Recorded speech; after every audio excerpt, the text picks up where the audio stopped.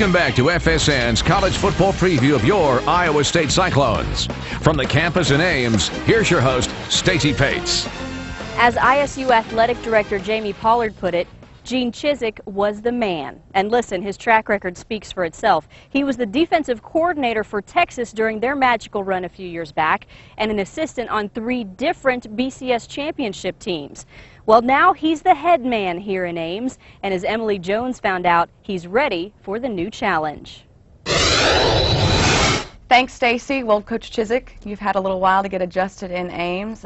Looking forward to this season, I would assume? I really am. You know, it's a situation for me that I've been looking forward to for so long, and you know, just feel like I'm prepared and feel like I'm ready. And of course, the excitement's building around Ames, and it's been 7 months now, so we can't wait to get started. Coach McCarney was there for such a long time and developed such great relationships with these players, but they said you really made an effort to make them feel like they were your guys.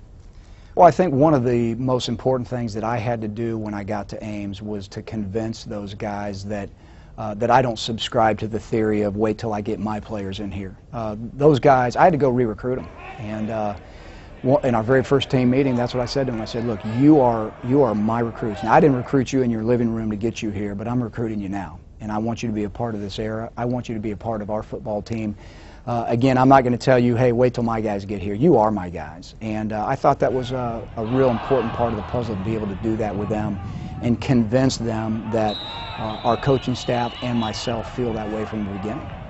How exciting is it to finally have your team, and is there any fear involved in that? No, absolutely not. You know, it's again a very exciting time for me because this is my first shot at it. You know, everything that we decide to do, it's because that's the way I wanted to do it. And I feel like I've had a great experience as an assistant coach in seeing things through the eyes of an assistant coach at some really great places that were not only great places, but places that really did well. And so I've just kind of put together a recipe of things that I think over the years have worked through an assistant coach's eyes, and put together a blueprint that I think works. And again, we've laid the foundation of that blueprint. We're going to stick to it.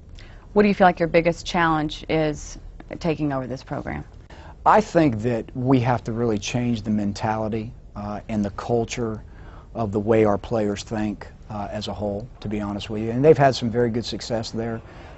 They were on the brink of winning the Big 12 North a couple of times and just couldn't quite shut the door. But at the end of the day, I still want them to be able to play Texas and play Oklahoma and expect to win. And halfway through the game, if we're down by 14 points or 17 points, don't say, well, here we go again. And that's a culture that I think that we have to try to impart to the players right now, is a championship mentality, a mentality that, you know, we belong. And losing to Oklahoma or losing to Texas, that's not acceptable.